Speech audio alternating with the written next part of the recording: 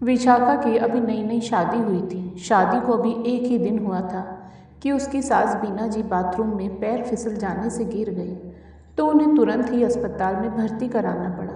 बीना जी की कमर से नीचे के पूरे हिस्से में प्लास्टर चढ़ा होने के कारण उन्हें कम से कम 3 महीने का बेड रेस्ट बता दिया गया। अभी तक जो मेहमान घर पर रुके हुए थे, इतना सुनते ही सभी मेहमान जल्दी से जल्दी बीना जी के घर से जाने की तैयारी करने लगे। यहाँ तक कि सबसे पहले धीरज की दोनों बहनों ने भी वापस जाने की तैयारी कर ली। धीरज ने दोनों बहनों से बहुत विनती की। बड़ी बहन से बोला, दीदी आप तो रुक जाइए, मम्मी की ऐसी स्थिति में आप भी चली जाएंगी तो मैं अकेला कैसे क्या करूँगा, कैसे संभालूंगा मैं सब।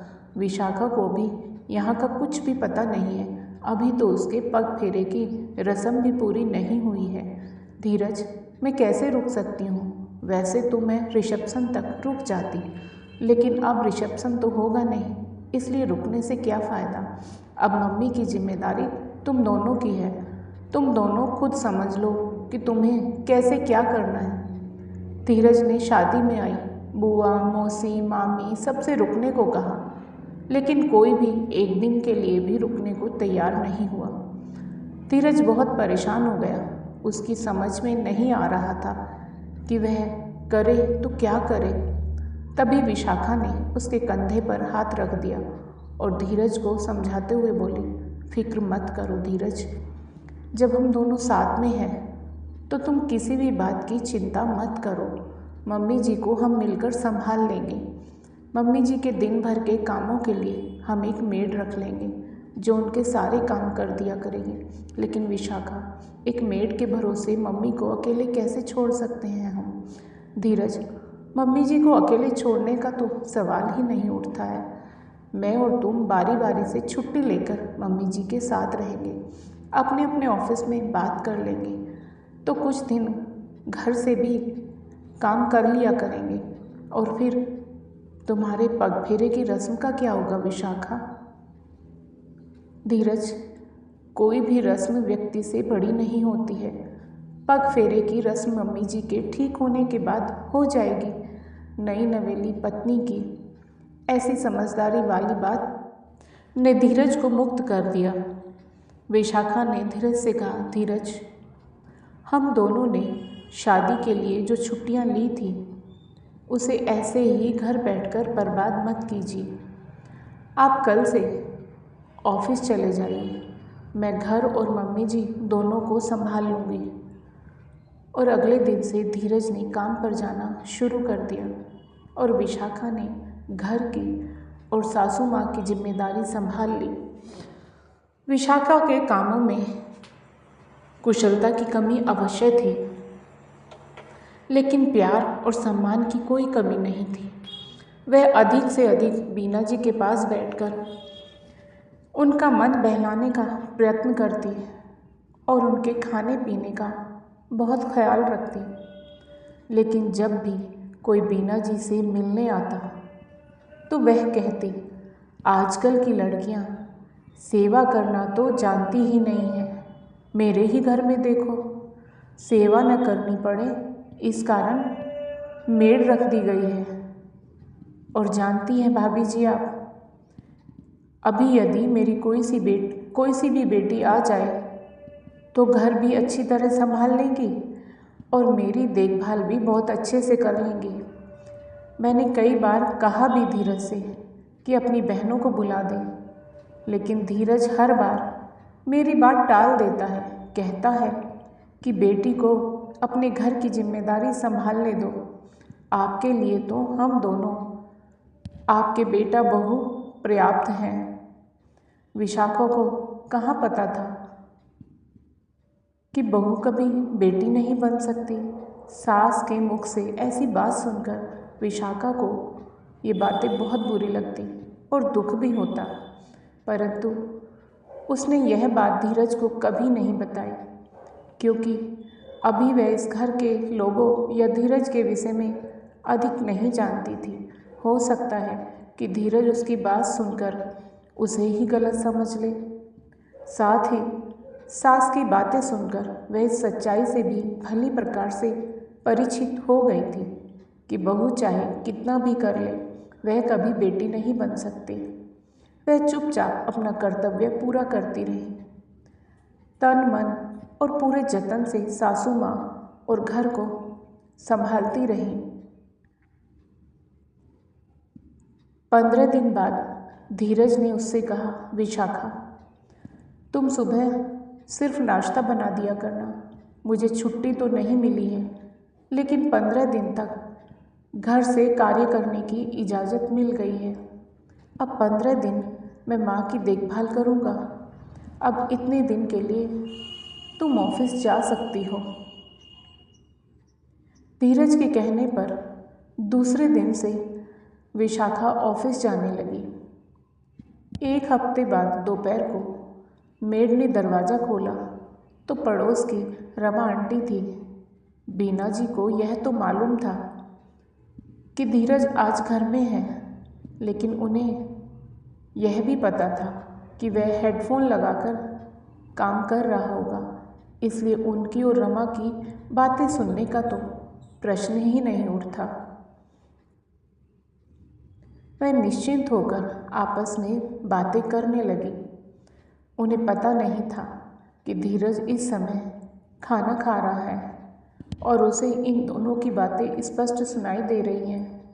उसे आश्चर्य हुआ कि इस बुरे समय में, जब सबने उनकी सेवा से इनकार कर दिया था, तब उनकी नई नवेली बहू विशाखा ने पूरा घर संभाल कर उनकी सेवा की है। यहाँ तक कि वह बेचारी पग फेरे के लिए भी नहीं गई।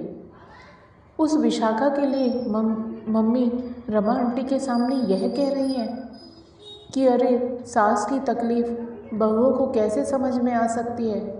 बेटी होती तो उसे प्यार होता, यहाँ तो दिखावे के लिए उल्टा सीधा करके बला टाल दी जाती है। मैंने धीरज से कितनी दफ़ा कहा भी कि मेरी बेटियों को बुला दो, वह सब कर लेगी, लेकिन रमा, तुम जानती तो हो कि शादी के बाद माँ की बात सुनी ही कहाँ जाती है। अरे बीना, जब तुम इतनी तकलीफ़ में हो तो खुद फ़ोन करके कोई सी बेटी को या अपनी बहन को बुला लो। पता नहीं रमा, मेरे फ़ोन में क्या हो गया है कि किसी भी रिश्तेदार का फ़ोन लगता ही नहीं है। जाने कितनी बार धीरज और बहू से ठीक कराने को कह चुकी हूँ, लेकिन कोई सुनता ही नहीं है। मुझे तो लगता है कि इन लोगों ने जानबूझकर मेरा फ़ोन ख़राब कर दिया है ताकि मैं किसी से बात ही न कर सकूं। अरे बीना, अब ज़्यादा मत सोचो, जैसे तैसे अपने दिन काट लो। बहू के आ जाने पर तो ऐसा ही होता है। धीरज को तो कुछ पता नहीं था। उसने मेड को बुलाकर पूछा तो उसने बता दिया कि बीना आंटी हर आने जाने वाले के सामने विशाखा भाभी के होते हुए भी उनके लिए ऐसी ही बातें करती है। यह सब सुनने के बाद धीरज का काम में मन नहीं लगा। वह सोचने लगा, इसका मतलब विशाखा को सब पता है। उसे कितनी तकलीफ़ होती होगी जब इतना सब करने के बाद भी उसे यह सब सुनना पड़ता होगा। एक निश्चय करके धीरज रमा आंटी के जाने के बाद अपनी माँ बीना जी के पास आकर बैठ गया और बोला, माँ, आप दीदी को बुलाना चाहती हो ना? हाँ, मैं तो कितने दिन से तुम दोनों से बोल रही हूँ कि मेरी बेटी को बुला दो। ठीक है माँ, मैं अभी तुम्हारे सामने ही दीदी को फ़ोन करता हूँ।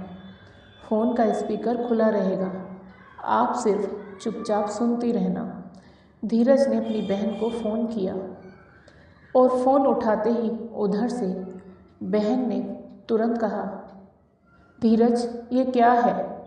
मम्मी मुझे बार बार फ़ोन करके परेशान करती रहती है, इसलिए मैंने तो उन्हें ब्लॉक कर दिया है। मैंने तुमसे पहले ही कहा था कि माँ की समस्या तुम दोनों की है, उससे मेरा कोई लेना देना नहीं है। लेकिन दीदी, मम्मी आपको बहुत याद करती है। कुछ दिन के लिए आकर मम्मी के पास रह जाती तुम। ना भाई ना, मुझे वहाँ आकर गुलामी नहीं करनी है। मैं मायके में आती हूँ तो सिर्फ़ और सिर्फ आराम करने के लिए।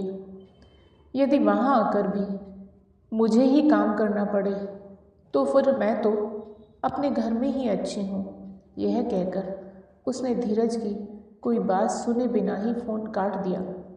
फिर धीरज ने दूसरी बहन को कॉल की। उसका भी ऐसा ही कुछ जवाब था। धीरज ने बीना जी की ओर देखा और कहा, मम्मी सुन लिया ना कि आपकी अपनी दोनों बेटियां क्या कह रही हैं।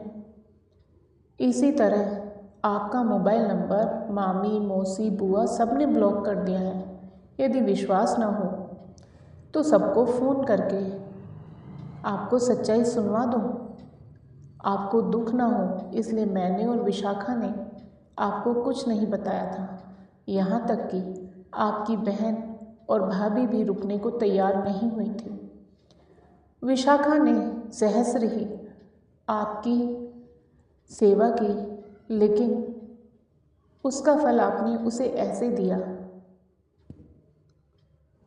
सच ही कहा है कि बहू चाहे कितना भी कर ले वह कभी बेटी नहीं बन सकती। यह कहकर धीरज तो उठकर अपने कमरे में चला गया, लेकिन हतप्रभ बैठी बीना जी समझ गई कि उन्होंने अपनी मूर्खता से अपने बेटे के मन में ऐसी गांठ डाल दी है जिसे वह कुछ भी कर ले आसानी से मिटा पाना संभव नहीं है।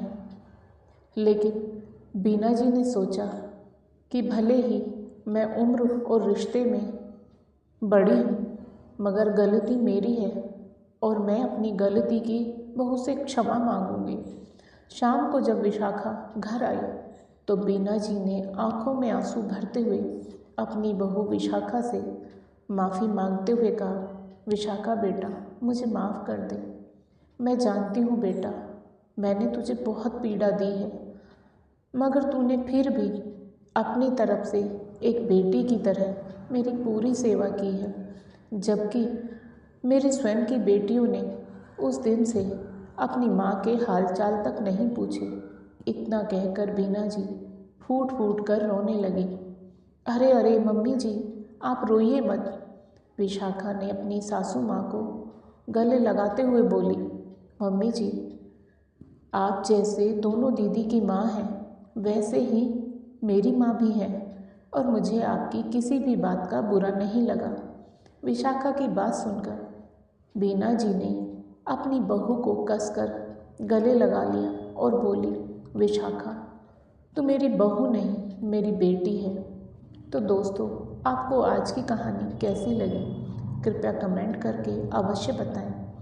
और यदि आपको कहानी पसंद आई हो तो कहानी को लाइक करें, शेयर करें और साथ ही ज़िंदगी सरिता हिंदी स्टोरी चैनल को सब्सक्राइब करें। फिर मिलेंगे दोस्तों एक और नई कहानी को लेकर।